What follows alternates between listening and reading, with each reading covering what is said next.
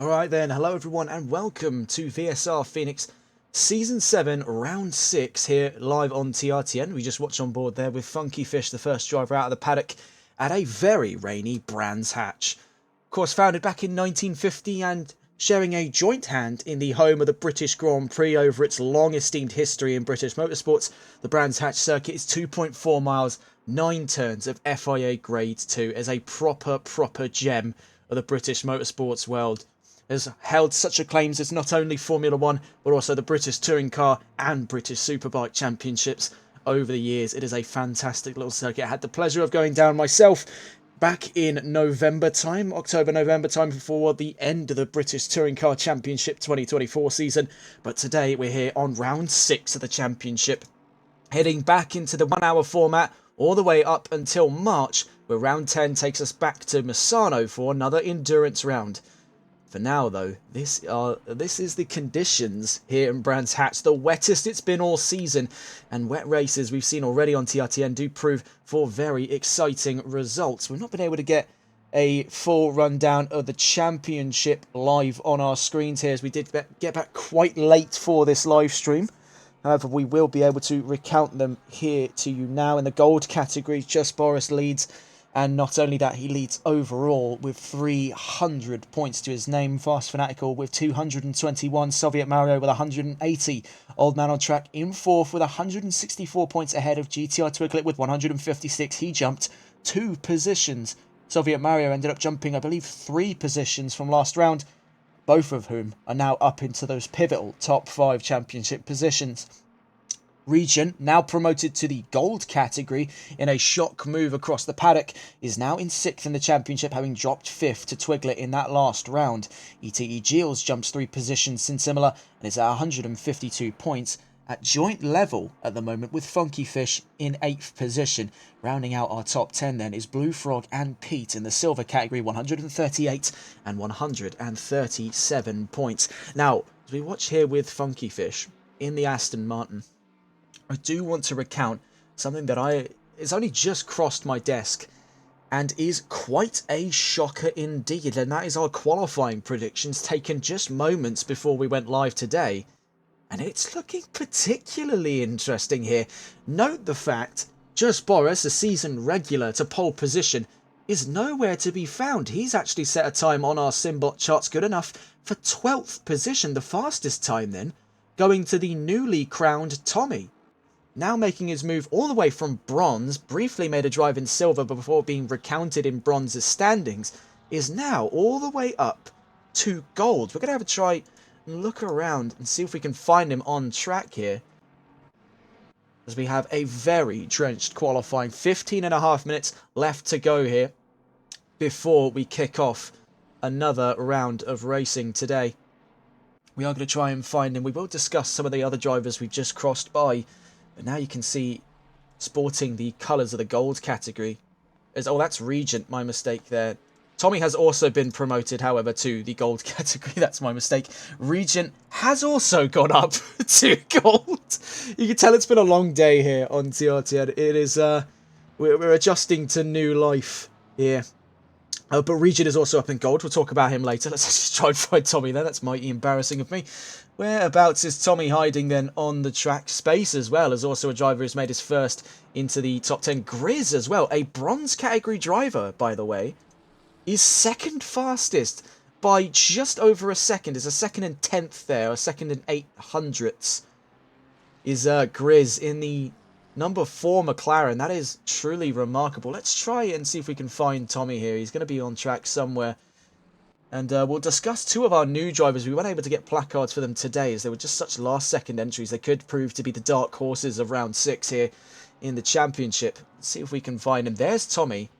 And it's been a move so shocking as well. And not only that, he has also moved away from Ferrari. So do ignore the Ferrari logo on the right-hand side of his placard, as Tommy has made a jump into the M4 from BMW. Not only that, sporting the same livery as I believe Valentino Rossi in his tenure in GT. So very exciting stuff for both Tommy and Regent, both of whom having made the jumps from, I think it's bronze and silver respectively, up to the top level gold category. We'll get a look at our timings very, very soon. But for him, he currently sits atop the predicted times with a 1:24.625. Grizz, who we saw earlier, is predicted for second, a 1:25.701. Fast Fanatical, who was always in the budding run for front row, is actually finding himself on the second row this time round with a predicted 1:26.177. Right behind the newly crowned Regent, who is now up into gold as well, competing with the big boys of this series with a 1:26.292, a whole tenth faster than SN Quis, who rounds out that predicted top 5 in the silver category with a 1:26.392. Space makes his first debut in the predicted top 10s for timings with a 1:26.667, putting him good enough for 6th position at the moment. Tyler V, who's normally been in around those 4th or 5th positions in the predictions, is now down to a lowly 7th for 1:26.795. Squilibrio is the most surprising one of all. The Audi, who has struggled throughout the entire season, finds his way to a predicted 8th position. That's not 1, not 2, but 3 bronze drivers at the moment inside the top 10, with Abok in 10th with a 1:27.635. Rounding out then with 9th is Soviet Mario and a 1:27.534. A very mixed predicted field here. At the back of that top 10, there's Abok in the BMW. So BMW closing out the top 10, 1st and 10th on predicted. We'll see what Tommy can do once he starts laying some times in here, but it's proven to be even a challenge for the predicted frontrunner. As we can see, one of 2 brand new drivers tailing him. That's Indian Goat in the background there. Him and driver Chris Mack 08 are going to prove to be the sort of dark horses around 6. Not much is understood at the moment. They've not even been categorised as the time of recording. We haven't seen them in bronze, silver or gold, so they enter in sort of on a dark operation here, some Black Ops stuff going on, as no one really knows where to gauge them right now. This is Indian Goat in the number 8 Ferrari, having set the 11th fastest time, currently clocking in anywhere between a 34 and a 38. Now, if Indian Goat can hit that 34 without invalidating, I believe we could be in for some real good fun. No, actually, that was his valid time, as we've been superseded for our fastest available times today. All the way up into the 32s we go now, with Blue Frog and ETE Giles the 2 fastest out at the moment. Just Boris has jumped from 12th to 3rd, but is still struggling up against, and it's actually now down to 4th. Oatsy makes 2nd fastest. The Aston, we've seen as well in other series covered here on TRTN, the Aston Martin is an absolute brute in the wet. This is the prime conditions for the V8 Vantage. We saw such fantastic results out of, to name a few names, in the NLRL Sunday League's finale. It was Hayden Puttock and Hayden Prodger who put on an absolute jewel of a performance in the Aston Martin V8 Vantage. Puttock himself taking the race win. So keep a close eye on Oatsy as the furthest Aston up the order, as that car is really one to hold in wet conditions. ETE Giles then 3rd fastest. Now Tyler V goes 4th fastest, pushing Boris down to 5th. So things are getting a little bit hairy for the championship frontrunner. Not only that, he's already had his flawless record of pole position squandered a few rounds ago. So hopefully this is not a sign of bad things to come here for Boris. He's definitely worked with harsher conditions as this. But this could prove to be something very, very interesting here on round 6 of the championship. Of course, back to the hour format, so no extended time, no double pit stop strategies today. It is one and done when it comes to pit strategy. There won't be much to discuss in the way of things, as tyre heat is not really going to be so much as a concern as the lack of tyre heat in these conditions. It's going to be very easy for tyres to start losing some of that pivotal core temperature, and it's only going to be a, no pun intended, slippery slope for most if things are to get any worse. Pete goes fastest then at 1:32.360. Scott Milbank puts the 2nd fastest time in by a 1/10 of a second there, 500ths faster than the man now relegated to 3rd, being Blue Frog in the number 61 car. We want to try and get a look around the track here with someone just heading down in the first corner. So we're out of Paddock Hill now. This is with Oatsy. Just Boris goes to pole position by 0.8 of a second. Old Man on Track is behind him by 0.3 and hunting pole himself. So we've had to interrupt ourselves there. Let's see if we can find, I think the number 66. So Regent is going to be heading very shortly to the line. And we do want to try... Oh, that's Tommy, my mistake. I keep getting these two mixed up today. Not a good look. Down through Paddock Hill we go then. Turn 1.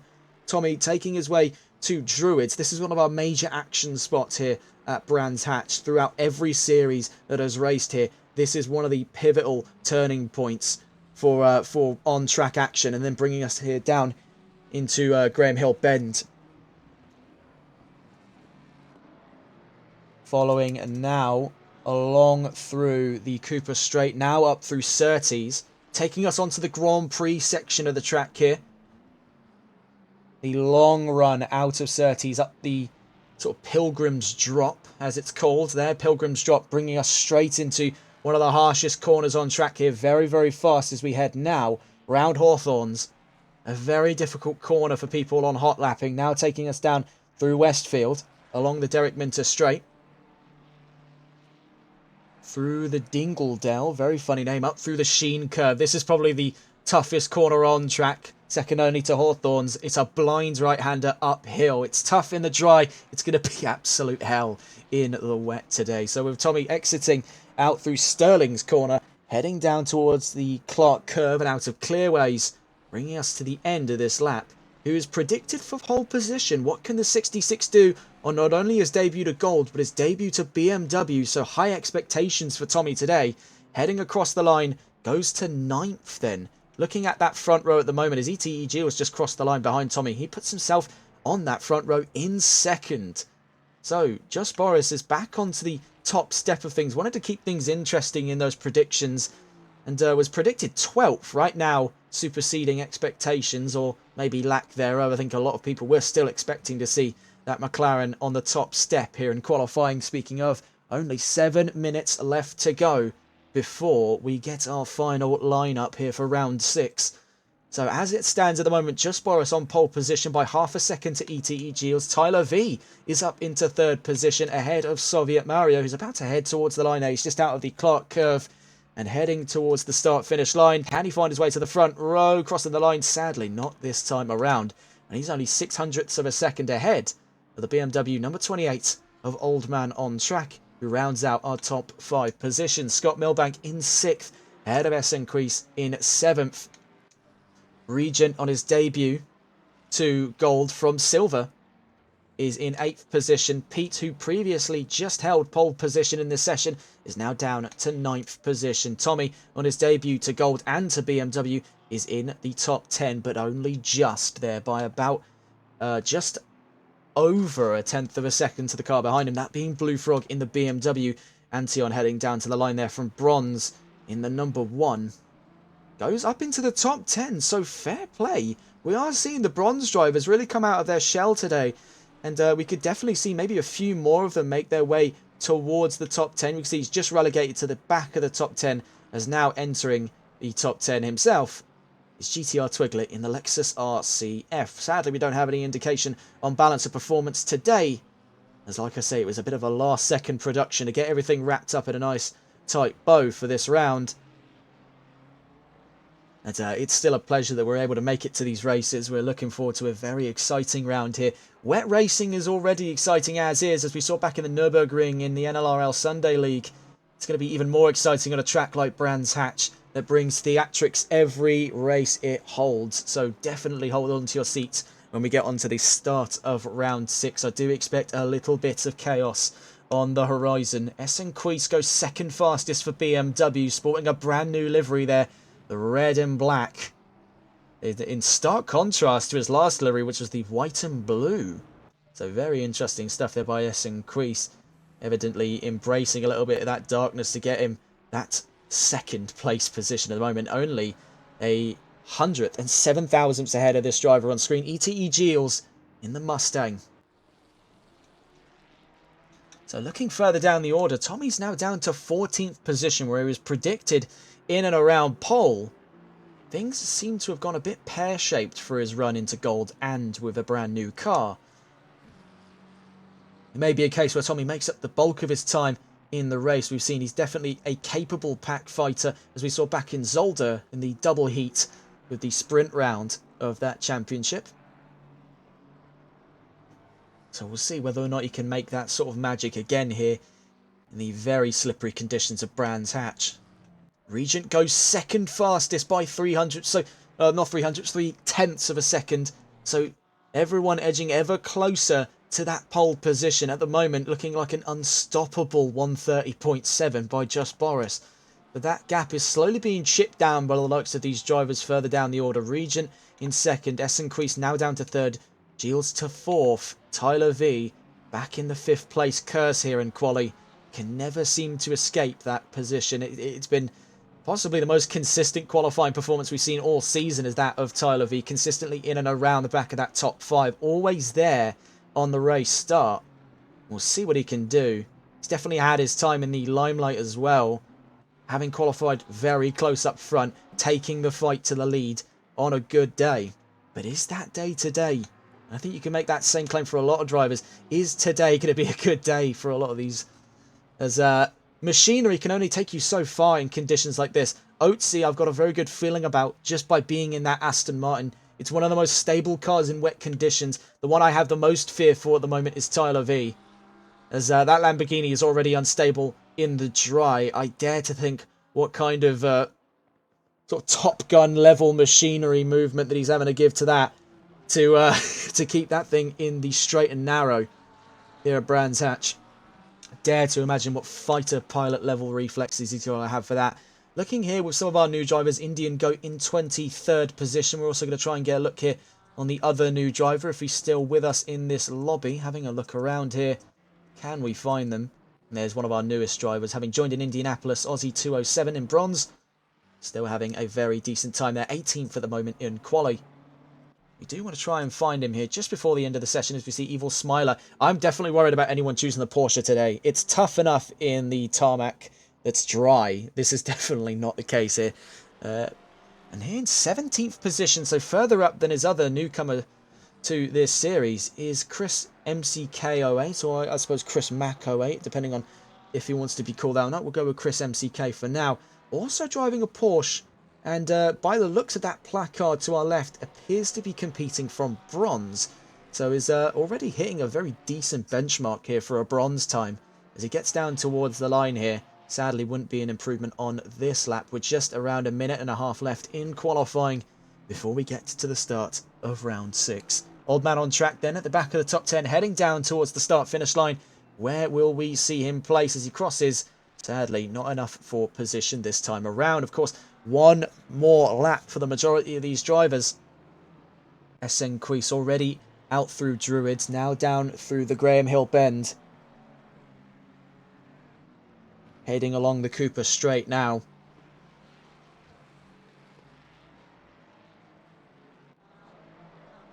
Oh, and he's called it quits there on this lap. The 223 taking the Indy line, as it were. He's actually used, yes, the Indy circuit to loop it back round and give himself one more run. Very cheeky stuff. You can see following him in the background there. I believe that was also Squilibrio, unless he was just coming out of Clark Curve to start another lap. But that is something you can do. The Indy circuit isn't often used anymore, but you can still find it on games like Assetto Corsa. But sadly, that manoeuvre was for naught as Essenquist goes off at Paddock Hill Bend. So having a look at our potential final runners of top 10, Just Boris crosses the line. Can he find an improvement to call it quits here on qualifying? Not yet. ETE Gilles is up to second. Regent is down to third. He does find a slight improvement there by I think about 0.3 of a second. We're in the 1:30.455s, but he didn't find it on that last lap gone. Being the point I'm trying to make. Out of Clark Curve, ETE Gilles is sliding that Mustang. Taps there. Regent, otherwise going by FR77. And that's the end of qualifying for ETE Gilles. He'd be hoping to stay on that front row. Same story there. I think the only other driver capable of challenging him at this time, also calling it quits there. Both of them having been caught up in that incident. Those two only separated by 0.02 of a second. Essenquist is out of qualifying then, starting in 4th position. Old man on track starts in 5th. Tyler V is just heading out of Surtees now. Not Surtees, sorry, Sterling's. Heading down towards the Clark Curve. What time can he place in? He's predicted in and around this position right now. Can he overachieve at the end of quali? Heading towards the line. And the number 22 Lamborghini goes up to 6th. Oatsy's down to 7th. Grizz to 8th. Soviet Mario in 9th. Blue Frog rounds out that top 10. We'll get a full grid rundown then in a moment's time as we can see the man on pole position, Just Boris, about to cross the line, already holding the fastest lap so far, heading towards the line. Can he find an improvement from a 130.455? Yes, he can. 2 extra tenths of a second. A 130.272. So where we thought things were going to get a little bit more interesting with our predictions on the table here, I think there's one thing we didn't factor in, and that's whether or not Boris just got a little bit bored in the run-up to this session and has really let loose, dropped the sandbags and dropped all pretenses of anyone taking pole position from him today. He's looking to extend that championship lead into a further 100% win rate.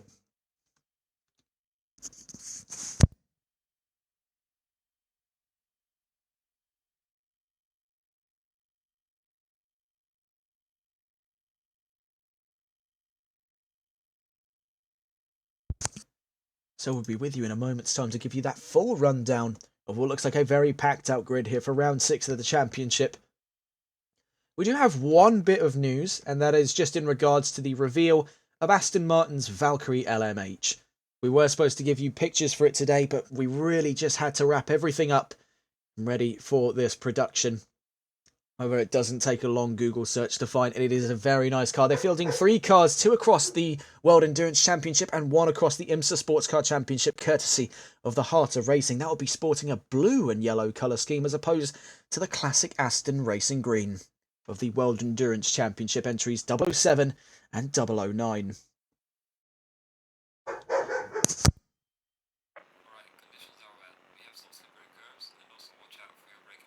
If you excuse the incredibly loud yapping of my dog, we'll get through the grid rundown. Just Boris starts from pole position with E.T. Gilles in 2nd, Regent in 3rd with S. Increase in 4th. Rounding out that top 5 is Old Man on track. Tyler V in 6th position with Otzi in 7th. Grizz in 8th, by the way, in a bronze category entry. The number 4 McLaren in a very, very confident 8th position. Alongside Soviet Mario in 9th, rounding out the top 10 is Blue Frog. Funky Fish in 11th, with Tommy making his debut to Gold and BMW in 12th position. Scott Milbank in 13th, GTR Twigler in 14th, Voldemap 15th, Antion in the bronze category in 16th, ahead of Pete and Wade Nater in 17th and 18th. A new entry for this round, Chris MCK08 starts 19th in the number 81 Porsche, alongside another Porsche to round out that top 20, that being that of Evil Smiler 420. Aussie starts in 21st in the Aston Martin with Squilibrio in 22nd. Indian Goat, another new entry for this round in the number 8 Ferrari, starts 23rd, alongside Abok in the number 27 BMW. Space in 25th, Yonder 26th, and Racing in 27th. One pit stop then available for this round. We've a moment's time here before the formation lap kicks off, and conditions are very, very wet. Looking at the track temperature, despite the wet and rainy conditions and often very cold conditions that if you've ever been to Brands Hatch, you'll have the displeasure of knowing exactly what I'm talking about. In spite of that, it is 21 degrees on track and 18 degrees ambient. So your typical English summertime then, I would make the assumption of absolutely pouring wet through with rain. Quite mild. Oh, isn't that the strangest thing? A 2 km/h side wind to the right-hand side of the vehicle heading down into Paddock Hill Bend means there'll be extra downforce on the exiting half of Paddock Hill, bringing us towards Druids, but it also means acceleration will be stifled on the run into the first of our major attacking spots. For most people, though, even the first lap is tough enough as is just to get around Paddock Hill Bend with no issues. Do expect to be some major incidents heading down into turn 1. It's tough enough in the dry, and I think the sentiment is going to keep carrying over with most of Brands Hatch. It's tough enough in the dry. It's going to be even worse in the wet. So what can Just Boris do, starting on another pole position here, to try and defend his 100% win rate? McLaren is pretty so-and-so, I would make the assumption of, after having covered ACC for some time. In the wet, very few occasions have I been able to cover it in conditions such as these, but typically when the going gets tough, McLaren does tend to struggle. But then we're not factoring in the man behind the wheel. Just Boris has had an imperial grasp on this championship, has took competition by storm since entry here in Season 7, and has gone uncontested for going on 6 rounds of the championship. It is an unprecedented statistic here on TRTN. Bear in mind, the drivers that surround him aren't exactly rookies themselves. There are some experienced names in this crowd, so Just Boris has took it upon himself to sort of fight amongst his ranks here. It does make this one wonder, though. How would he fare in other series we've had the pleasure of covering on TRTN? And only time will tell if he ever enters those as well. There's definitely opportunities on the horizon, even more so for the sort of local ACC celebrity that is Just Boris.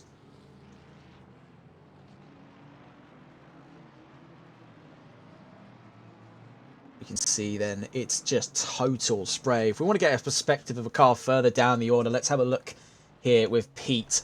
His perspective heading out of the Graham Hill bend. Like, you could barely see the Mustang in front of him there. That's actually going to be starting behind him on the run into lap 1. That's Wade Nater, who was driver of the day last round. Had a very strong run through Imola.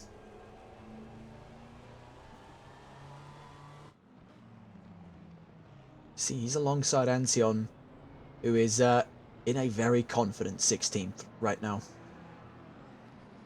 So definitely a big shake-up in regards to that top 10 coming out of our predictions, which we're looking at a very wild and wacky top 10 with plenty of bronze drivers, silver drivers and gold drivers in contention for that pole position, but ultimately it appeared all but naught in efforts to try and take that off of Just Boris. Now ETE Giles gets the green light to be on that front row and to be the first up the order to attack for that race lead. He'll give it a very good go then. The Mustang is very strong in the wet, so a very interesting front row yet again brewing for us here in VSR Phoenix.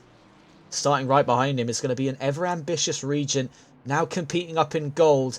He's not constrained by class warfare here. He's not having to compete for silver wins. This is for the overall. And he'll be fighting up with drivers more than capable of giving him a good run for his money. So we'll stay on board with our race leader then, as we'll go down into turn 1. Could be race leader, but our pole position sitter then here for round 6 of VSR Phoenix Season 7, live from Brands Hatch. And we are heading down to that start-finish line. The 982 and 223 start from the pit lane. The number 11 has had some trouble and is starting down all the way on the run down to Clearways. Something has gone wrong for him there, but without further ado, as we head down towards the line here for round 6 of the championship in a very blustery Brands Hatch, we're green and racing here in round 6 of the championship. Had a grand start from that front row, racing with a drive-through penalty. ETE Giles having to tuck in behind Just Boris on the run down Paddock Hill Bend for the first time. Regent and Tyler V making up that top 4 just at the back end of it there. You can see things already getting side by side between Regent and Giles heading through Druids. Regent's taking the initiative to try and hunt down second. He might have it as we get around Graham Hill Bend if he can hold it to the outside of the Mustang. Striking back up into second, pushing the Ferrari out onto the grass as we stay on board with our race leader. Let's get a look here as things have gone from bad to worse. Utter bedlam down at Graham Hill Bend. We can see plenty of cars caught up in the fray just then. Voldemap and Antion side by side now exiting through Surtees. Indian Goat following him through, making up positions on his debut, up into 12th. That seems to have gone from bad to worse for a lot of drivers. Tommy's caught up in there as well, the 66. Rafing, Essen Queez, Pete, Ozzy and Oatsy all caught up in there. DSM Yonder as well, also in the mix, but there seems to have been utter chaos. We were expecting down at Paddock Hill has actually gone to Graham Hill, so very strange stuff. Blue Frog and Grizz battling for 6th position. This is the perspective of the McLaren. You can see barely any sight in front of him, but he's running very wide there. Out of Sterling's, I should say. And Blue Frog's got the position up into 6th. Grizz now under siege from Soviet Mario. The 8th position car, number 26 in the Mustang. We'll get a look at what's going on in the front row. Regent has actually dropped down to 4th. So very interesting stuff going on further up the order, but Soviet Mario trying to get the run around the outside on Paddock Hill Bend. Very risky stuff, even in dry. You can see it's not paid off from there. He was just skating on the outside there on the wet line of turn 1. Down through turn 2 then, Druids. Grizz seems to have given that a bit of a pear-shaped line. And that's inviting Soviet all the way back in to fight down Graham Hill Bend. So this is very, very intriguing stuff. The battle of 7th position at the moment, watching the perspective of Grizz, the number 4 McLaren, defending for position here against Soviet Mario. Up through Surtees, and now to the Pilgrim's Drop. You can see there is debris on the road there. One of the braking boards appears to have been shattered, or that's one of the sponsor boards there for Elf Oils, official oil supplier of Renault. See, further up the order there, just heading down through Westfield, was Regent battling with Gilles. Seems that having given them the slip there is the 22. Now up into second in this race. We're still watching with the battle of 7th. Could become the battle of 6th there. You saw Blue Frog have a little bit of a tumble out of Westfield and down through the dingle down on the sort of far left-hand side of the track. But is still holding position there, 1.7 seconds ahead of this battle at the moment. Soviet now having to drop into a bit of a rhythm here as he hunts down Grizz, who is having a very strong race in the bronze category. But down past that line to kick off the end of the official lap 1. Already things getting very, very interesting. We'll catch up with these two in a moment's time, as it looks like that battle is going to continue on for a bit of a while. So Tyler V has leapfrogged the battle going on behind him, that between ETE Gilles and Regent, which we'll quickly catch on board with now. This is the perspective of ETE Gilles, the defending car here in the battle of 3rd position. See Regent having dropped behind a little bit there after catching a considerable amount of grass on his right-hand side on his run down the Cooper Straight. Now in the iron sights of Old Man on Track in the 28 BMW. We'll see if that boils over to being the battle of 4th position we're now watching before our very eyes. Let's go on board then with the perspective of the attacking car of that duo. We can go and find Old Man on Track. Actually, we'll go on the perspective of the defending cars. You can also see further battling down the line. As battles are plenty in this round, and so already an exciting opening 5 minutes. And, sadly, is the case just without having eyes everywhere, we won't be able to capture all of the battles. But just know they exist up in our hearts here in TRTN. We're heading out through Clark Curve. Currently looking at what could be the battle of 4th. That's boiled over. So let's go and have a look around here. GTR Twiglet now up into 12th position. Boris leading this race, but by a narrowing margin. He was slower on that last lap than Tyler V. So I may have wrote off that Lamborghini a little too early.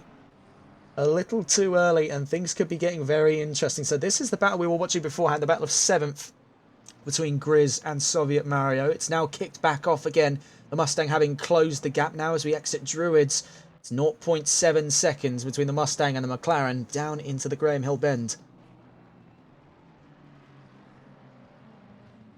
So up the Cooper Straight to Surtees. And again, it just seems whenever we look on board one of these battles, it just dies in the water there. This is a new battle for 19th position. Funky Fish versus Pete on the run down Graham Hill Bend. The 982 fighting the 77, but yet again, it falls apart. Something is amiss today. We're getting battles, short as they may be. And this is Aussie battling with Squilibrio for 22nd position. 0.6 seconds at the moment.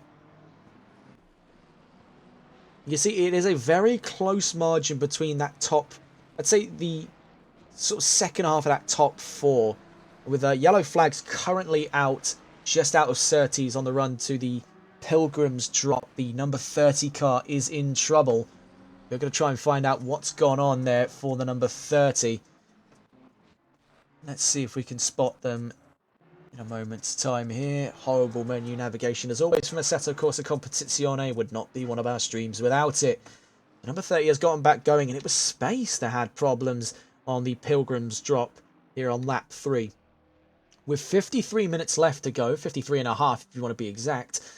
That is, I suppose, a better time as ever to start making mistakes, but look at that. I think that's the death toll of that mistake. It looked fine from the back end here. Turns around, and that's got a bit of a problem. There's a lot of damage over the nose of that McLaren, clearly having spun out of Surtees, took a very nasty knock at the wall. That's going to be an early run into the pits. As if anything, the stewards will be showing him the black and orange flag very, very shortly. That McLaren is in barely operable condition. He's heading out of Stirling's and down to Clearways now. So having a look back around, let's see what our battles are looking like inside that top 10. We can see things kicking off between ETE Gilles and Tyler V. the 22, now having to defend second position. There's a battle of second we're watching here. Tyler V had a very ambitious start to the race, having leapfrogged the battle between Regent and Giles to get this second position. Giles is looking to have a little bit of retribution in the 57 Mustang. Heading down to the Clark curve we go. See, just looming underneath the rear spoiler of that Lamborghini, you see lets loose that V10 engine, co-designed and co-engineered by Audi Sport. A very phenomenal power plant, and a rare one at that these days.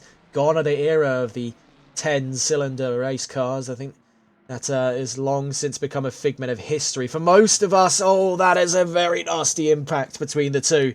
Not what you want to see going down into Druids. That is a... Had ever I seen it, that is a Sutton-esque manoeuvre. Like we saw at the finale for the British Touring Car Championship. Everyone getting a bit ambitious there in Druids. And it's always going to catch someone out. In this case being Tyler V.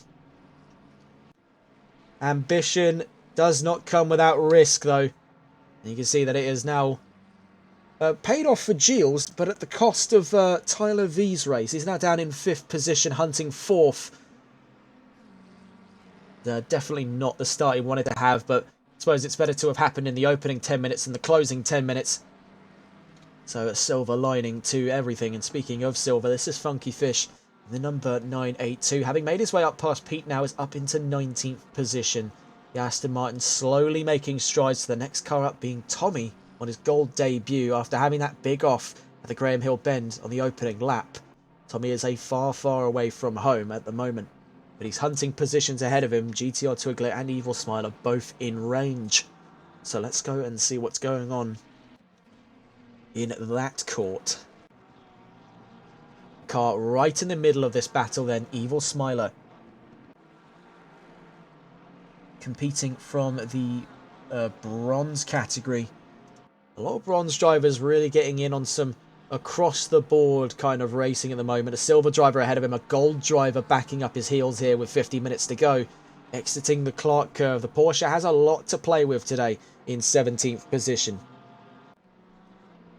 Having a look in that bronze championship just to see where things are going for Evil Smiler. He leads the championship by 8 points to Antion in the number 1 car, and leads by an even further, I think that's 19 points to Abok in 3rd. So he's having a whale of a time. A whale of a time here in round 6 of the championship. Now bear in mind that whole calendar, of course, 10 more rounds after this one. So we'll see. Things could really turn at the drop of a coin in this championship. Further down the order in silver and bronze, it seems like an all but solidified affair for the gold category at the moment. Just Boris absolutely dominating that field by a factor of nearly 100 points. He's 79 points ahead of Fast Fanatical in 2nd in the gold category. So just bear that in mind. It is a monstrous gap we're dealing with in gold. Things still very lively down in bronze. And with silver, as a matter of fact, we'll have a look at the class championship for that as well as we stay on board with this battle.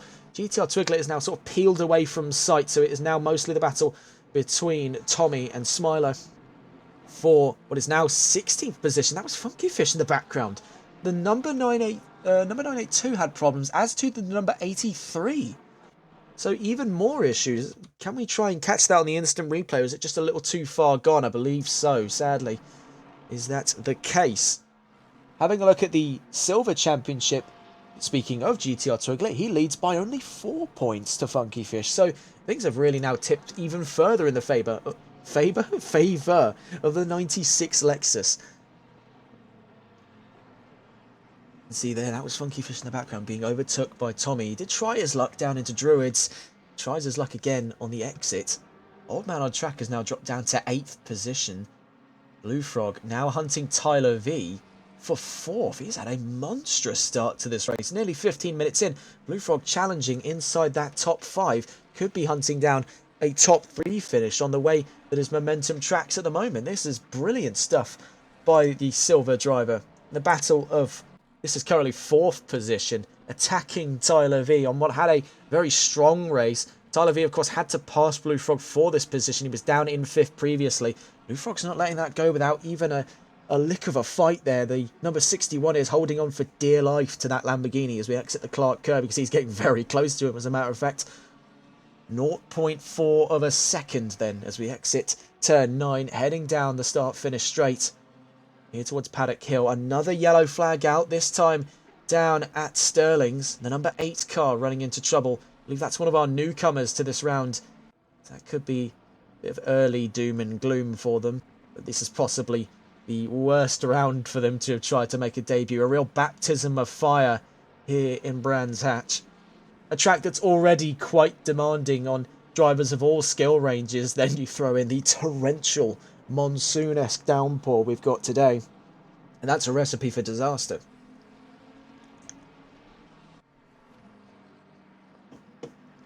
But staying on board with Blue Frog, heading down towards the Pilgrim's Drop and Hawthorne Hill for Hawthorne's Corner.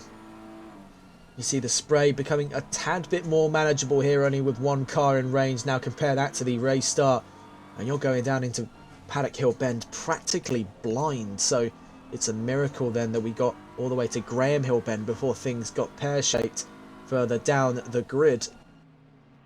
See Tyler Velo's lapped space, following him through on that line though, on what very nearly took him out of the runnings. Oh, it took Tyler Velo though. That's him down into 5th, 6th, 7th now. He's dropped even further down the order. You can see cutting over the grass. The cameras didn't cover it all the way, but he has spun there into the wall. Very nearly eclipsed there by the passing BMW.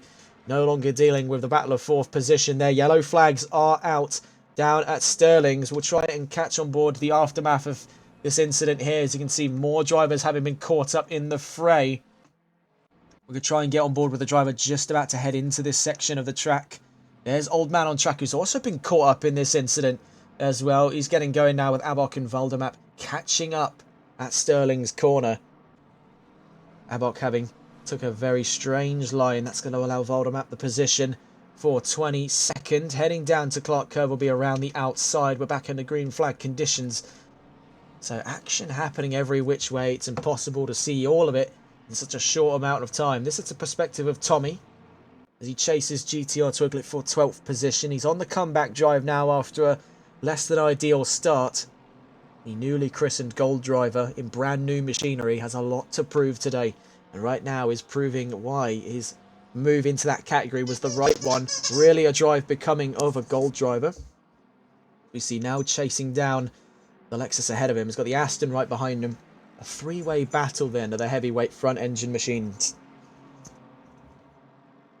Speaking of BMW, this is Essen Queese, who was having a fairly decent qualifying. Has not translated, however, into a very decent race. The BMW, at least on this setup, appears to be struggling for that rear axle traction. It's really been slipping and sliding around this track, not been able to keep the nose straight. You can see it's not going to help at all when he's cutting over the grass like that. I mean, that is the ideal line in Brands. So it's kind of hard to shake muscle memory, especially after a poor start.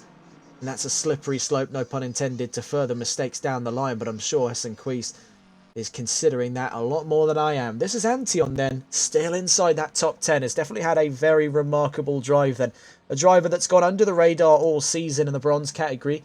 In the number 1 car, has had his fair share of issues over the course of this race. Right now, though, is having an absolute blast in these conditions. Scott Milbank is backing him up for... Oh, I spoke way too soon. Oh, wow, that is unfortunate.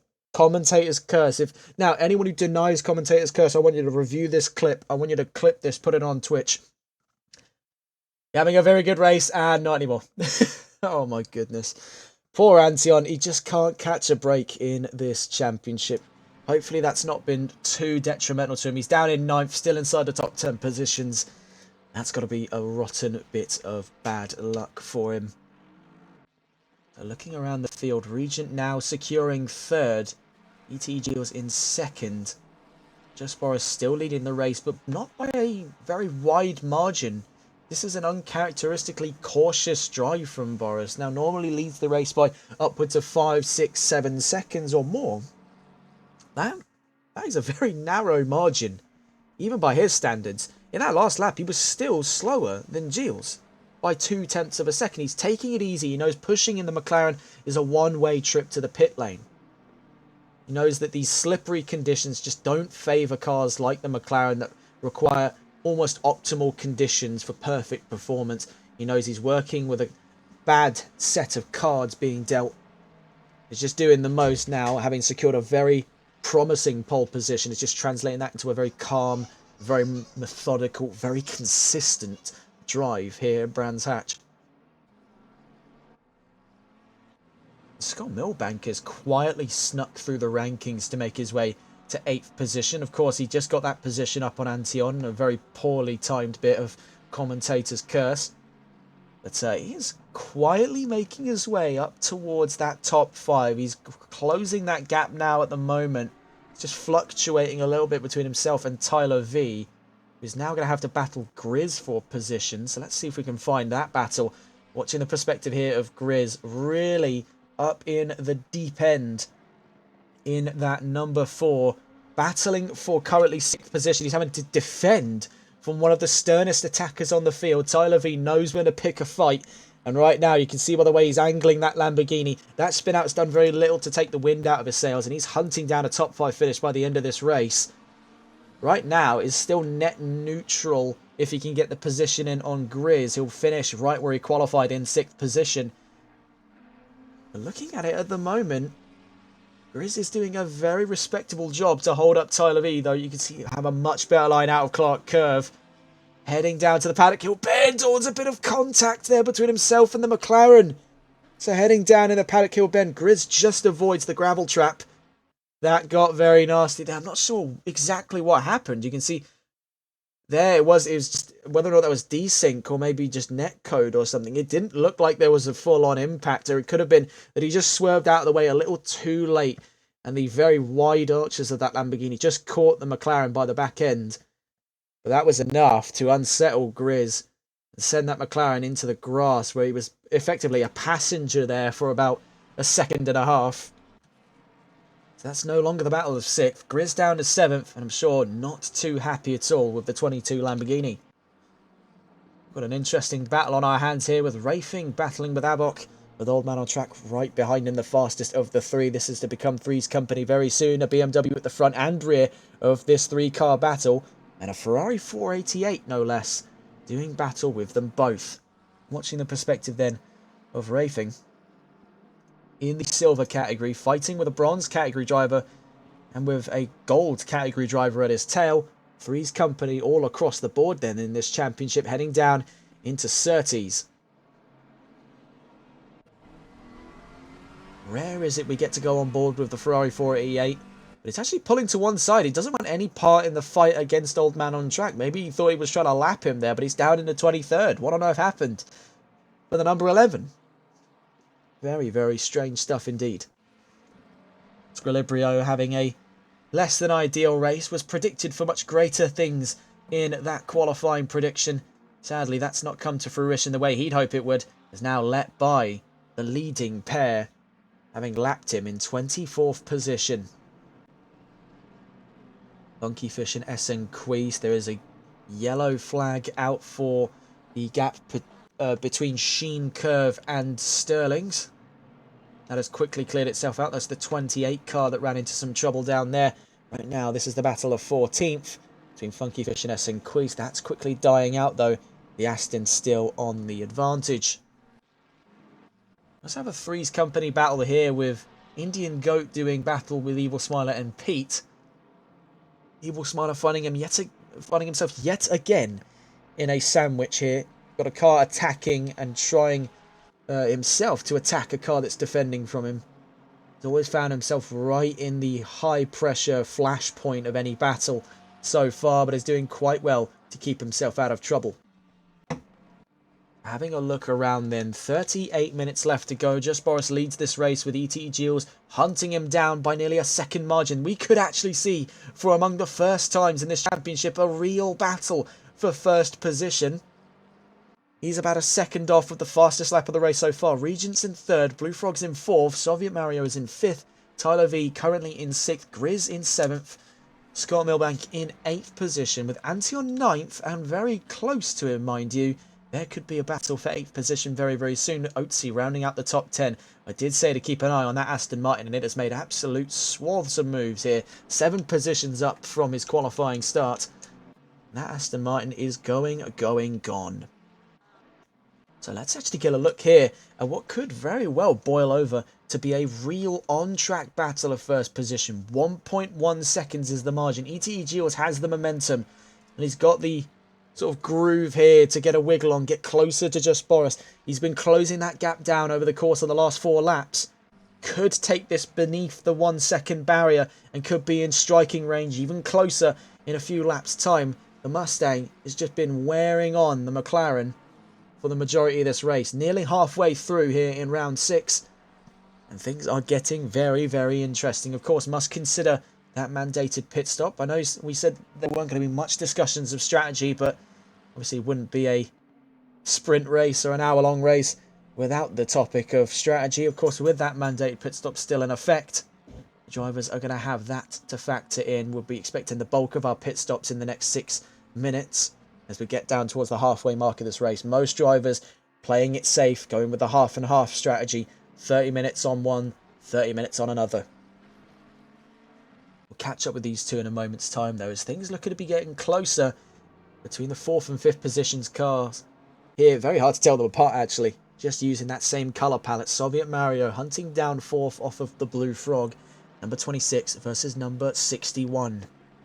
Stay on board then. The battle of 4th position heading down through Surtees corner. The Mustang's got the straight line speed, but the BMW is no slouch either, so this puts them in a very awkward stalemate down the Pilgrim's drop towards Hawthorne's corner.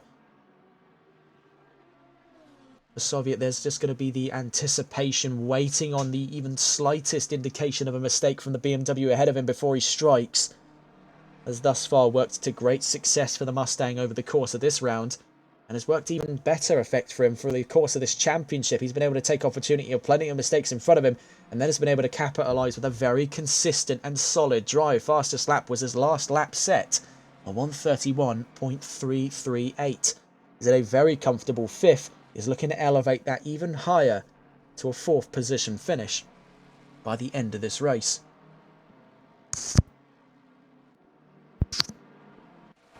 He's gotten ever closer since that last lap. He'll be closing in very, very shortly. Despite that, was only 500ths slower than the car ahead of him. Having to sacrifice on braking and on acceleration by being in the dirty air of that BMW down through Druids. He's having to just play it a little bit safe. He's tiptoeing around here. The BMW's got the hard work of trying to cut a line here in a growing wet line. The Mustang can just stick behind, wait for a mistake, but try not to get himself in trouble, as we saw just through there. Was actually aquaplaning down through the Graham Hill bend. If we get a look on board with that, you can just see where the Mustang had on the brakes just absolutely no control. He was basically sliding there down through that corner. You can see where the tyres are just not getting any grip at all. That's dropped him out of the 1 second gap there. 1.1 now between himself and the Blue Frog, bringing a short closure to the battle of 4th position, unless he can reignite it very, very soon. We did see a bit of wide lines around Hawthorns, now out through Westfields by the Blue Frog. Heading up through a Sheen curve. This is tough enough in the dry. You can see they were really having a tiptoe around here in the what are arguably most stable cars in selection besides the Aston. So that definitely does shock this commentator as to just how careful they're having to be today in conditions like these. Where we've seen on other tracks like the Nürburgring, cars like these can absolutely pulverise wet lines and turn them into the driest stretch of tarmac one can imagine. They're really struggling with the elevation changes here that Brands Hatch is throwing at them. There's very little respite in wet racing here at Brands. There's just not a level enough surface for the track to consistently form a dry line. There's always water rushing in from somewhere. You can see just that same problem that Soviet had in the last lap now befalls the 61 BMW of the Blue Frog ahead of him. So we're definitely back in the battle of 4th position, exiting Surtees, having the better of the two lines, the leading BMW of this 2-car battle. All the meanwhile, you can see that the gaps on the timing chart, Tyler V is slowly closing in. It could be Three's company for this position very, very soon. The The more they continue to trip over each other, the harder things are going to get. The number 980 car is in the pit lane, and the number 207 has run into trouble as well. White flags being shown around Clark Curve, and yellow flags shown for the pit lane. Up through Sheen Curve, then down to Stirling's. We've had plenty of issues in this stretch of the track alone. No issues for these two, though, this time around. 17 laps covered. We'll get another follow-up on the standing order after our pit lane runs in a moment's time, of which we are expecting a plenty. We can see that the pit lane is packed out at the moment. The Indian Goat and Aussie 207 in the pit lane, joining them as well as Space in 27th position. So things starting to liven up from that pit lane at the moment. Sliding down through Paddock Hill. It's really hard to gauge then exactly when you can say we're in the battle of 4th position. Both drivers are really struggling at this length of the race in these cars, which are otherwise absolute boats in their own respect. You'd think they'd be not so afraid of a little bit of water. I suppose any of them could tell you right now this is far from a little bit of water on track. 31.5 minutes left to go then in round 6. Things have already been very exciting further down the order, but let's see what's going on up in the front row. As we did see the gap start to close between E.T. Gilles and Just Boris, we can see as we pick it back up again, we're still in and around that, just hovering at a 1 second gap. We do have to just quickly cut away from that, as there has been trouble for Regent. The number 420 car is about to be overtaken by the Blue Frog. You can see there was yellow flags out.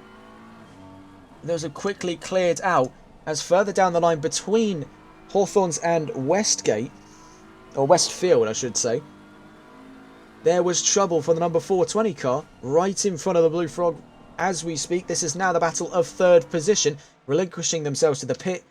We'll just call that one off for now. I think that was the requiem knell for Regent to come into the pits, was the moment the tyres stopped playing and started pretending that they were hockey pucks, as he just gone straight on after Hawthorn's corner. No grip available to him at this leg of the race. Looking at the view of our front row, Gilles is still in closing range.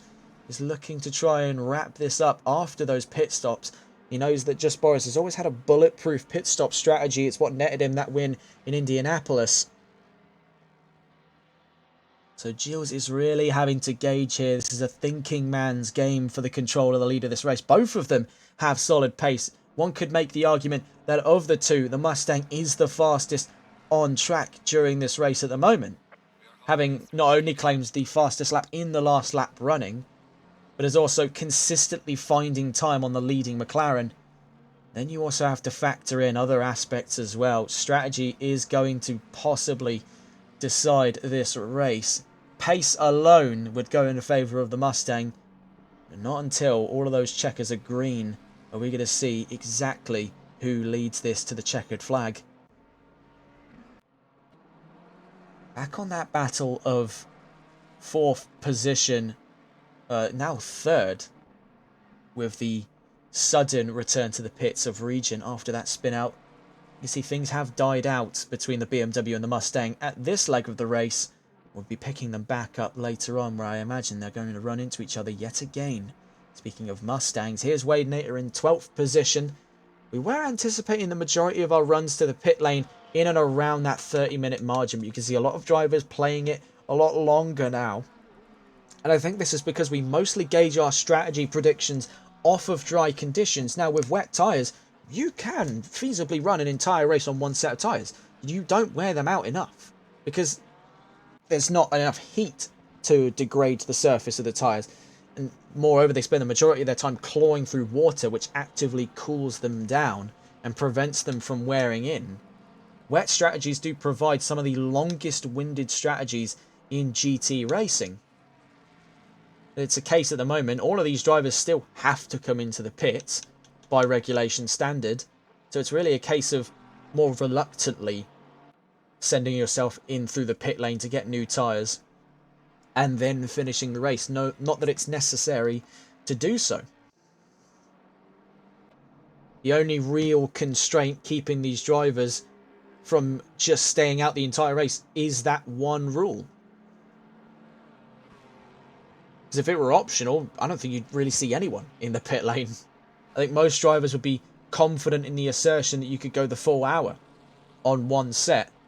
You see right now, the battle of 9th position, watching the perspective of Tommy, now up into gold. Excuse the fact that it says Ferrari. We were unaware that he had been swapped to BMW.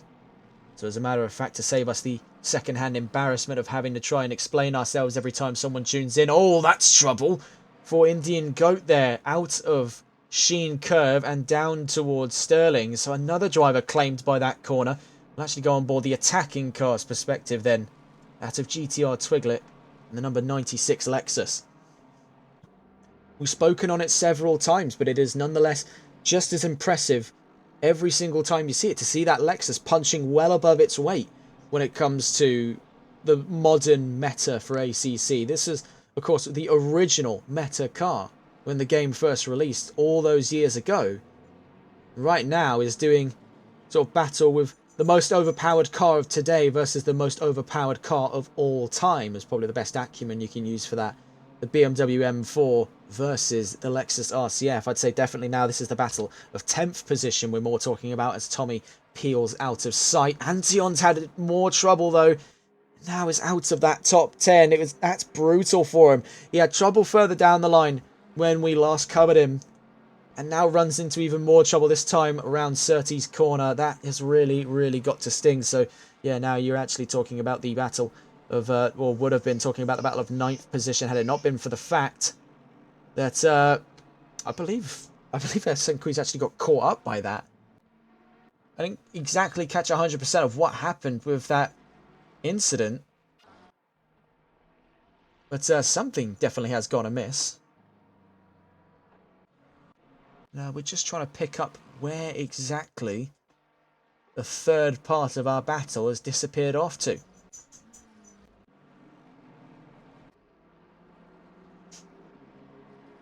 You can see the pit lanes are lively now. DSM yonder and Space. 2 McLarens there in the pit lane as well. Pete chasing down Evil Smiler. Both of them having done their run into the pits. Used to have been a constant battle on track. They've always been in that close enough range to each other to where either could be debating a move. We'll see as we watch now. As we exit Surtees, will there be that opportunity on the horizon? The Porsche peeling away there.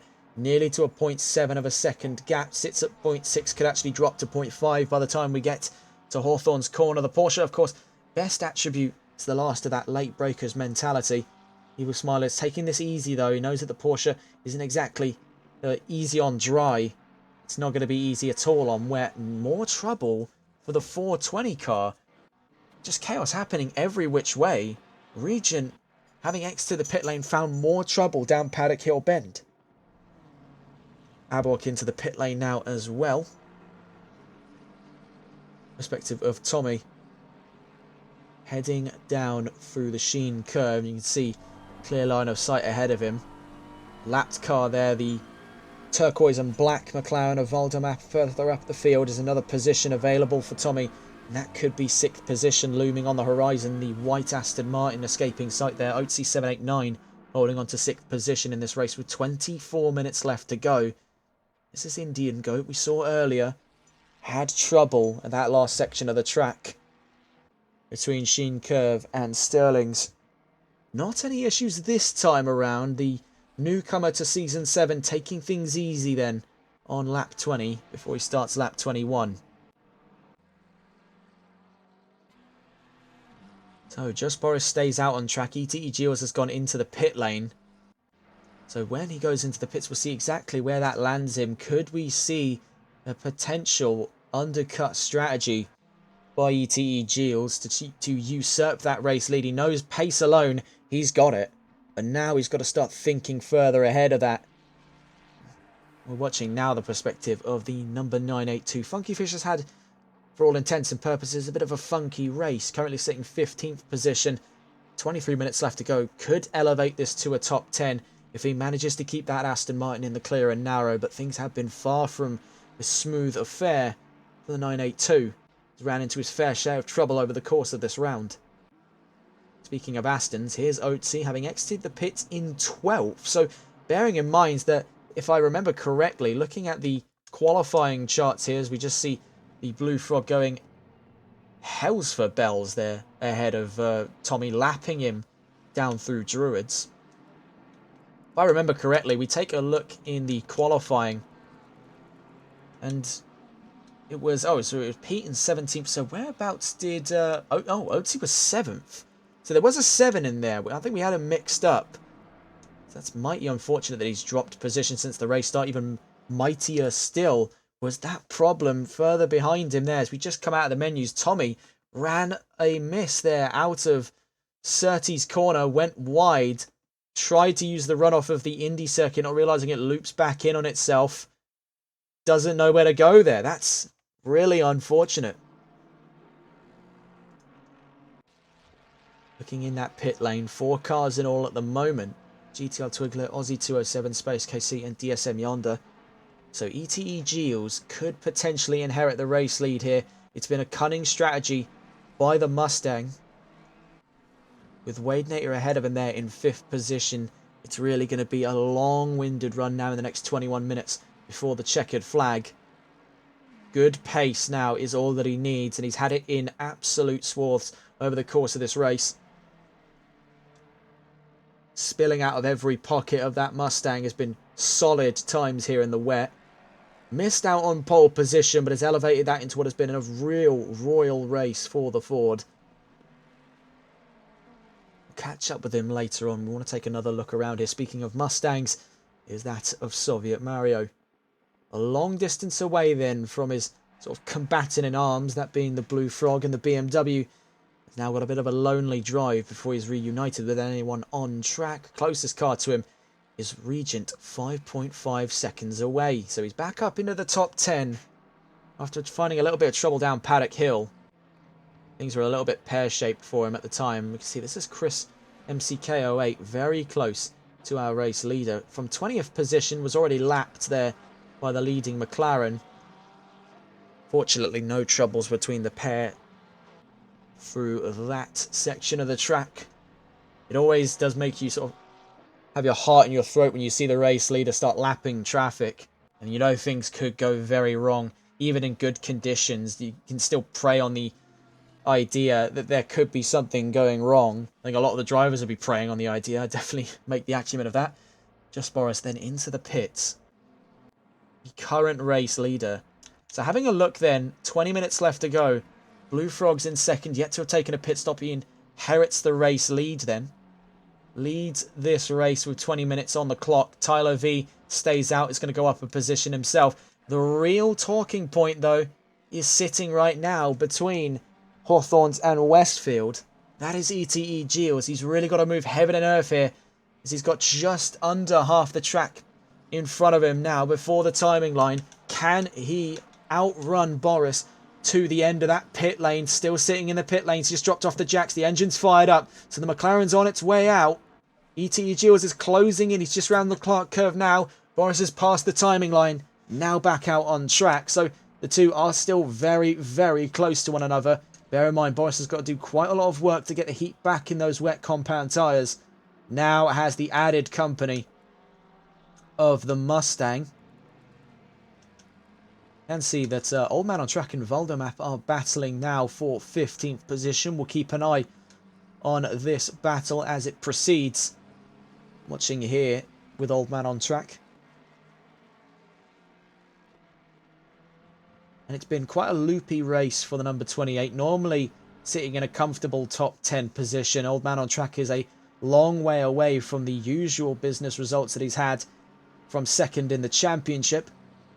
Nonetheless, is picking fights where he can find them. Valdomap is putting on a very good show here to hold him off for 15th position on track. He currently sits 16th. The BMW growing impatient though with that McLaren. You can see on our overall timing chart still 3 drivers up in that top, yet to have taken their pit stops. Blue Frog, Tyler V and Grizz all going long for this, but they're getting the position in, waiting for that mistake out of Valdomap. Was Old Man on Track. So have a look around then to see where our battles are coming from. Just Boris narrowly escaping the reach of ETE Geels. The Mustang just not being able to fire up against the ultra short pit run here at Brands Hatch. You can see there are trouble awaiting Grizz here in third as he heads down to the Graham Hill bend. You can see a car stranded on the side of the track. That's Tyler V. And Tyler V almost jumped in the road there. I don't know if you saw that. The Mustang, not Mustang, sorry, the Lamborghini. He just violently veers right. I don't think he was aiming for Grizz. It was a very sharp rejoin. There's Tyler V behind Grizz. Not particularly happy with being in third, with just Boris only seconds away from taking that position on track. Tyler V working with very uncertain odds here. We did call it further down the order that the Lamborghini is definitely one to keep a close eye on. It's not particularly stable. And I think it stands more testament to Tyler V's driving capacity that he's been able to wrestle that Lamborghini to a decent result at the moment in this race. 16 minutes, just under 17 left to go. Watching at the moment what could be the battle of second, but this could cancel itself out at any time here. Grizz, the furthest up the order he's been all season long, has had a very hopeful drive in this round. Now makes his way to the pit lane. As you can see here, that short chicane just before the pit lane entry. A lot of drivers are quite big fans of the Brands Hatch pit lane just for the fact that that little chicane adds maybe just a little bit of spice to the run into the pit lane. Not only that, slows them down just enough to where it doesn't feel super jarring to slam the brakes before the speed limit line. But I think Grizz actually ran into some trouble getting into his pit box. So that is mighty unfortunate for him there. We'll see where he places on his way out of the pits. Tyler V then up into second, but only 3.3 seconds away from just Boris and the 999. See Wade Nater and Funky Fish about to battle for 10th position. Things could flare up very quickly now. We'll go on board the perspective of the Aston. And see in his rear view there, GTR Twiglet just narrowly out of sight. Further up the field though, as we exit the Sheen curve down towards Sterling's. Right in front of him there, the white and blue of the number 169 Ford Mustang.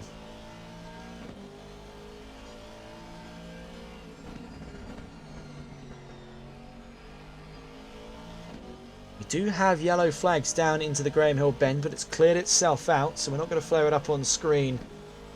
And now heading down into Paddock Hill bend. We'll stay on board then for what looks to be the battle of 10th position. Actually, that's now dropped to 9th in the moment we've just started covering it there, having passed through the pit lane ahead of Grizz. Only 1.6 seconds away. It could be Three's company for 9th very, very soon.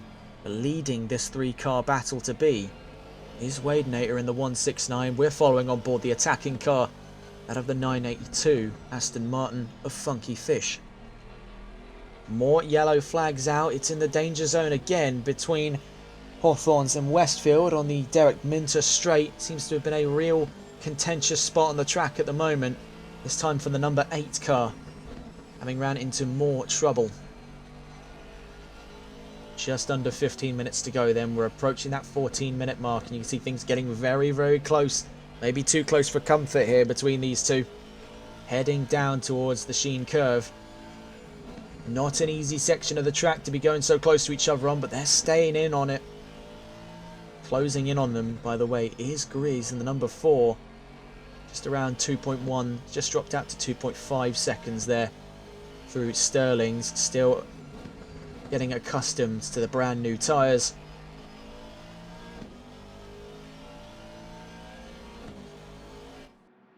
These two are very, very close.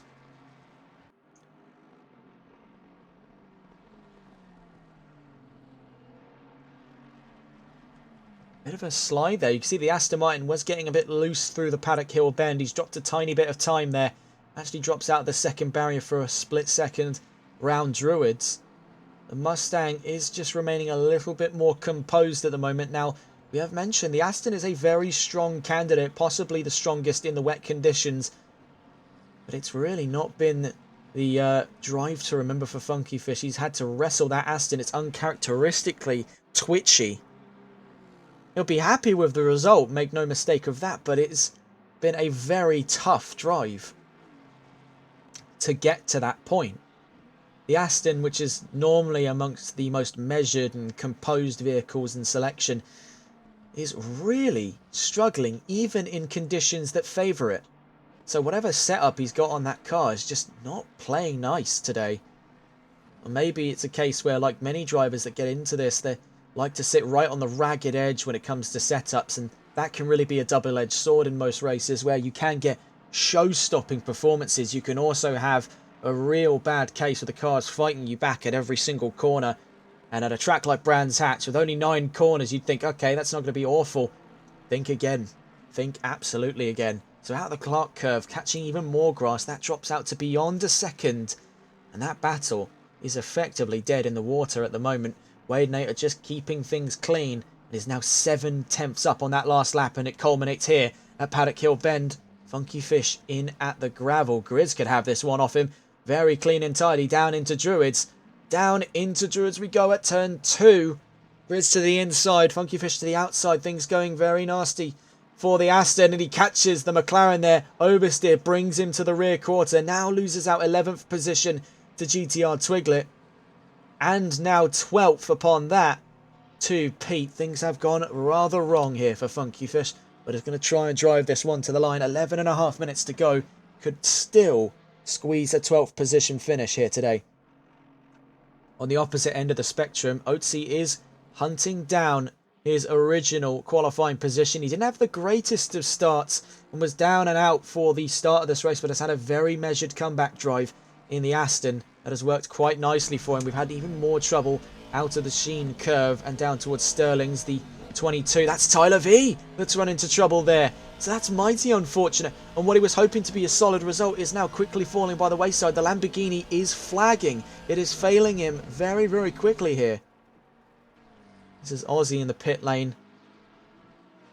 And I believe possibly out of this race. He's in 22nd. He's been in the pit lane for what seems like the entire race now.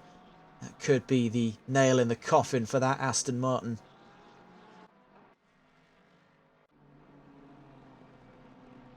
Wade Nater on another very strong drive today.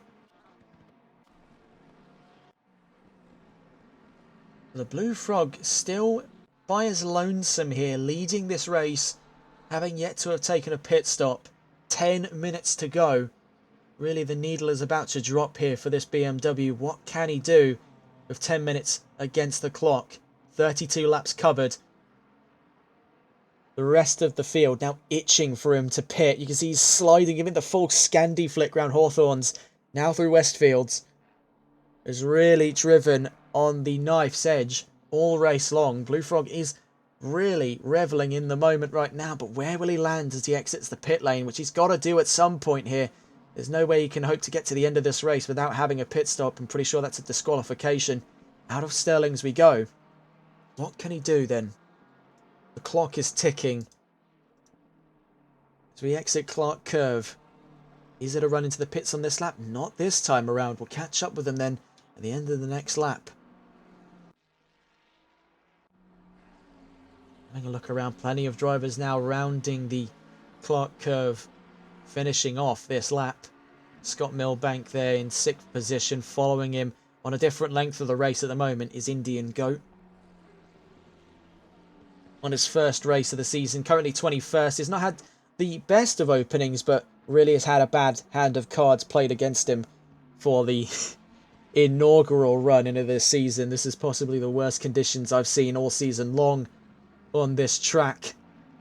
So a real baptism of fire, but he's held strong and is going to come home to a 21st place finish. We'll come back even stronger then for the next round next Wednesday. For Region, it could be redemption days. He's now up ahead of Scott Milbank and into 5th. He's going to try and reel this to a top 5 finish. Has had a very spotty race today. Uncharacteristically so, but he's fought through thick and thin to keep that Ferrari in the top 5. And depending on where Blue Frog places at the end of his pit lane run, could even elevate that to a top 4. So more to come from that. Grizz is being hunted down by GTR Twiglet. 2.5 seconds is the gap at the moment. Can the Lexus find any more time here with 8 minutes left to go before that checkered flag drops? At the moment, Just Boris still in 2nd, still waiting patiently for that BMW to come into the pits, just elegantly navigating traffic there. 12th and 13th, Pete and Funky Fish clashing heads there again. Now as we head to the Sheen curve, let's go and have a look then at that battle. Do not want to take our eyes off of that as Blue Frog is now into the pit lane.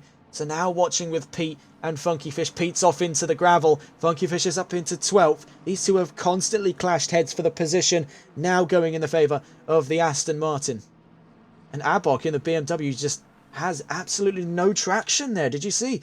The back end stepped away completely on the BMW. Got onto the brakes. The rears have locked. It's either that or the rear right, I can imagine. Maybe caught some grass. There you can see just trims over the grass line. But there is just going straight. Wheels are fully turned to try and get him around Clark Curve. Absolutely no grip available at this leg of the race. Things haven't improved at all since the race start. With more yellow flags on the horizon. And a lot of drivers now driving all the way to the bitter end here of round 6. It's going to be a round to forget for quite a few, but it will be a round to remember for Just Boris, as I believe now, having looking at it, he is leading this race now by 6.6 seconds. Brings it up to nearly 7 seconds at the moment to this driver, who's had a very hopeful drive, maintains position from qualifying. He's going to have a very solid end of round 6. ETE Gilles is looking to jump positions in the Gold Championship. He's quite some way down though. He's still got to try and hop Regent for position, which we'll absolutely get in this round. Regent quite some way down from where Gilles' position is at the moment. Regent's hunting a top 4. It's currently 5th. We'll see where his position is in a moment's time, but only 2 points separate the pair of them in the standings for gold. Gilles will get that position up, but then has to make his way past Old Man on Track, Soviet Mario, and Fast Fanatical. Considering the fact Fast Fanaticals, I don't believe he's even in this race. Soviet Mario is quite some way down the order compared to ETE Gilles, and Old Man on Track is outside of the top 10. There could be a few positions in store for ETE Gilles. He's looking hopeful to try and challenge for a podium in gold after a bit of a late start to his championship bid. So out through Paddock Hill, we'll catch up with him at the checkered flag. Soviet Mario is actually not that far down the order, I say that. He's in 3rd. So he'll preserve position. We can't say the same for Regent and Old Man on Track. It could be a double jump here for Gilles up into the top 4 of the championship. Soviet Mario, however, may very well, with a very strong position at the moment, go up into 2nd. Been told a battle for P6. We do want to try and get a look at this. We always love to see a battle heading down to the end of the race. The menu's not giving us much to play with at the moment. Scott Milbank versus Tyler V for 6th position. So Scott Milbank has had a very understated performance at this race. He's been quietly sneaking his way into a very solid result. 5 minutes left to go. And now, to cap everything off, has got to battle Tyler V for control of 6th position. The number 9 up against the number 22 here. Two very solid drivers in their own respect. Both having shared a grid before, now share the grid today and share that battle of 6th position they do. Heading into Druids, going the long way around as the Lamborghini can't find the room toward the apex. Has a very good exit though, but gets knocked over his nose there by a careening back end of that McLaren. So both drivers not only fighting each other, but fighting the wrath of nature itself here. The track giving them absolutely no respite, no grip available. Things could go incredibly sour very quickly. So out of Surtees, Tyler V has a phenomenal run, but it just isn't enough up against the 4-litre of that McLaren. Monstrous power under the bonnet as we head down towards Hawthorns.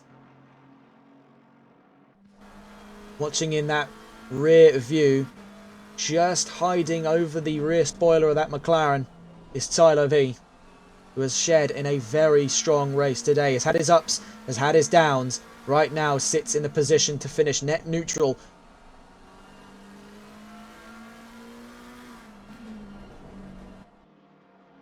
We'll see exactly what he can do. 3.5 minutes to go. Yellow flags are out for Surtees corner and for the Graham Hill bend. So a double whammy in Sector 1 at the moment, just before we get to the Grand Prix section of the track. White flags now shown and back into green flag conditions. I think that 61 that had some issues before is now right in the iron sights of a few drivers willing to take that position for ransom. Heading down through Paddock Hill Bends then, we're still watching the battle of 6th position. Tyler V and Scott Milbank are absolutely ruthless with one another here. Proper pushing and shoving, trying for the inside line, holding each other off. This is brilliant stuff to cap off round 6. Obviously, we do want to try and go on board the race leader for the final lap of the race, but really, how can we with such brilliant battling going on behind him? Just Boris has played this clinically safe and is going to be rewarded with a further extension of that 100% win rate. So very, very impressive indeed. We'll go on board with him towards the end of this race. Same story for the other drivers on the front row, but right now is the battle of the third row. And this is absolutely brilliant stuff between Scott Milbank and Tyler V. The more they continue to fight each other as well, and this is at least hope in the back of the mind of the car in 8th position, but Oatsy could close in if these two trip over each other and gain 6th for his very own. So plenty at stake here between all three of these drivers, now getting dangerously close to one another as we exit Stirling's. We're heading down to what is going to be the final lap of this race for most. The 999 will cross the line very shortly to start that final lap of running.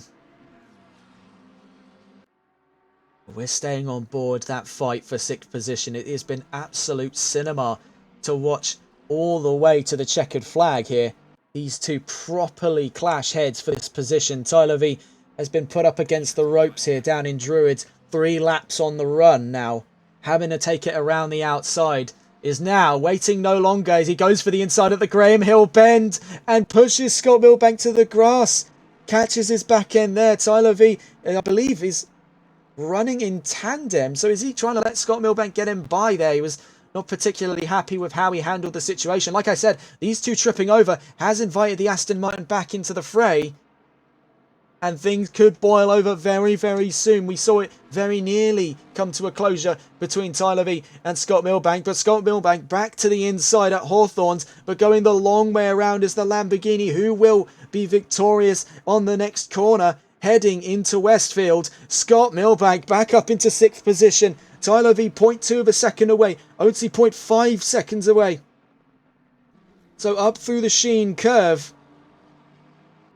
I believe as we head down towards the line, it might even be one more lap of running here. Right behind them is just Boris and the 999, but we could barely avert our gaze as we move now out of Stirling's down towards the Clark curve. Tyler V was nearly side by side. He's going to try for the switchback at the Clark curve. Tyler V moves up to 6th position.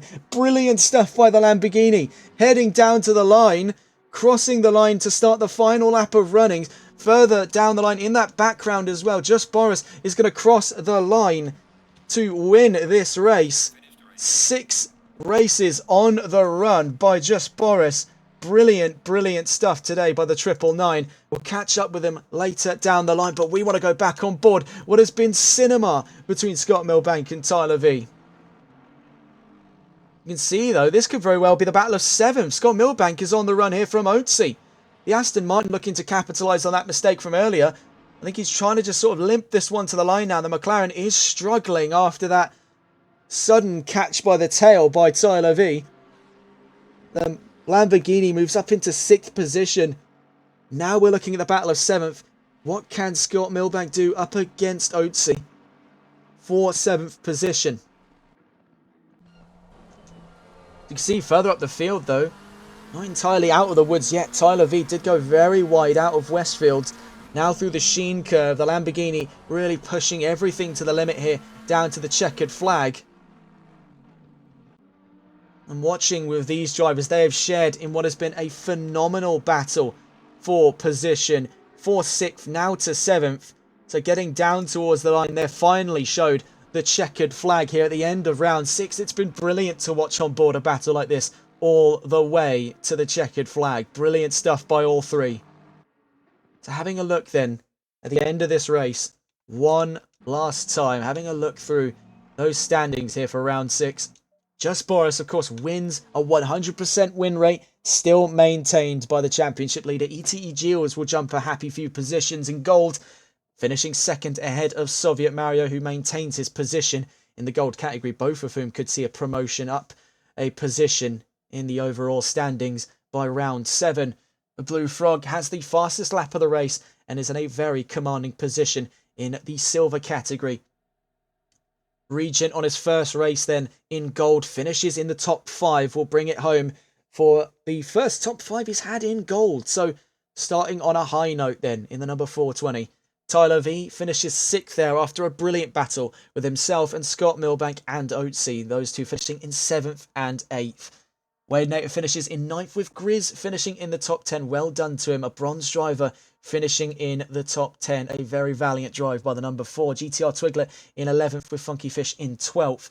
Pete in 13th. Evil Smiler in 14th. Old Man on Track 15th. Rafing 16th. Voldemap 17th. Antion 18th. Chris MCK08 in 19th. Abok in 20th. And then looking further down the line from that, Indian Goat brings it to the line in 21st on his first race in Season 7. And then several DNFs. Tommy, SN Crease, Aussie, Squilibrio, DSM Yonder, and Space. Driver of the day pick is a tough one. You've got 3 drivers in likely candidate position for that. Tyler V, Scott Milbank, and Oatsy. All 3 of them shared in a brilliant battle. But I'd say, really, my pick would have to go to Tyler V. He's had plenty of ups and downs over the course of this round, but to still come out swinging, even in the final runnings there, the final laps, that is truly, truly brilliant stuff. Well done to him today. Well, without further ado, that's all from us here on TRTN. That was a brilliant round then. Round 6 of the championship. Taking a look at that calendar, you'll next catch us more likely than not next Wednesday, same time, for the next round coming at the Circuit of the Americas. Do look forward to that. Bathurst then the week after, Hungary the week after that, and then back to the endurance layout in March. We'll catch you possibly next week. That is, at the moment, with current circumstances, not 100% confirmed. Of course, there will be the notification sent out to most of the servers by Wednesday, same time next week. But until then, that's all from us here on TRTN, and thank you so much for watching this evening, and take care.